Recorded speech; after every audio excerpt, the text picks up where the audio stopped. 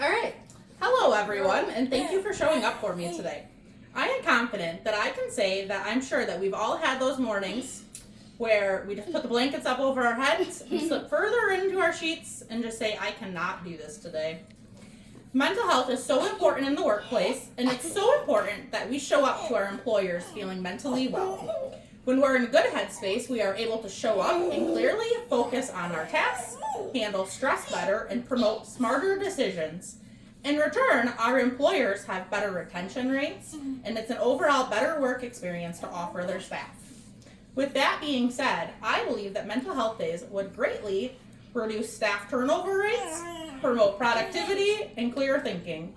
Overall, if most employees were in good mental health, the overall morale in the workplace would be better. As someone that has had mental health problems most of my life, and have a family history of bipolar, depression, anxiety, and I've had years of therapy and meds, I've done a lot of research on the benefits of mandatory mental health days. Today, I'm going to discuss with you why I believe that mental health is just as important as physical health, and how they directly correlate with one another.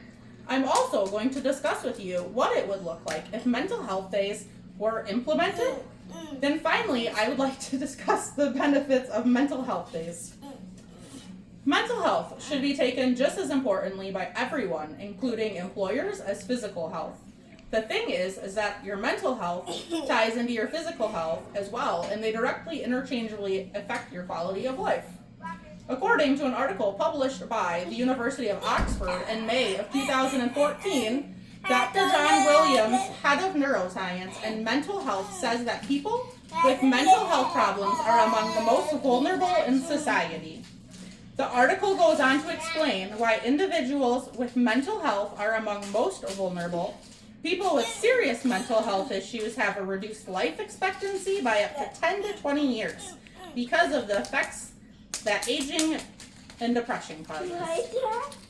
What's even more startling to think about is that the same researchers from Oxford also state that a smoker loses 8 to 10 years off of their life, and depression can take an entire decade off of your life more than a heavy smoker. Besides the fact that depression takes the lives of young adults every day quickly, depression and stress can have a slower but equally as fatal effects on our body.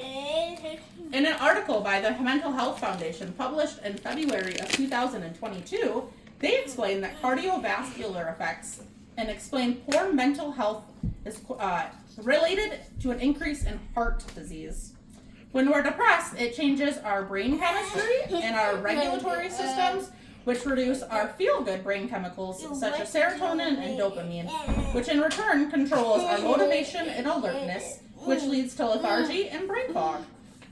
Low motivation causes us to quit practicing self-care, such as exercise.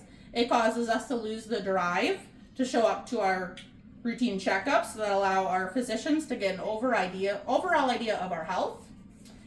Now that I have discussed with you all of the toll that mental health has on your body, I'd now like to discuss with you what it could look like if mental health days were implemented in the workplace.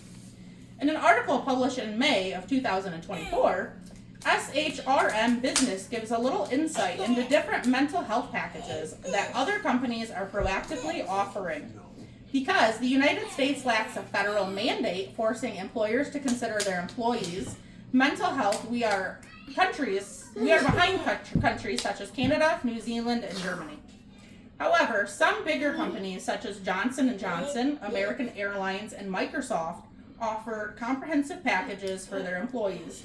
Their mental health packages vary as to how many days you're entitled to a year and whether or not it's part of your sick time or a separate entity. However, the vast majority share in the fact that it cannot be put on your record. The reason you're having a mental health day is to avoid discrimination, and they don't require a doctor's note. In a perfect world, we should be entitled to at least one day every 3 months paid for issues related to stress, depression, anxiety, and burnout. The more we advocate for our mental health and the stigma behind it, hopefully we can see a shift in the States. Now that I have discussed what a federal mandate for mental health could look like, I'd finally like to discuss how mental health days are crucial to both the employer and the employee. According to an article by thedisabilityhelp.org published in May of 2025, they discuss how mental health days benefit not only us as humans, but also the workforce. One benefit for employees that implement mental health days is higher retention rates. When staff isn't suffering from burnout, they come to work with a positive attitude that helps build morale amongst peers, which results in higher retention rates. Another benefit for employers is productivity. Mental health days would allow employers to come to work rested and focused.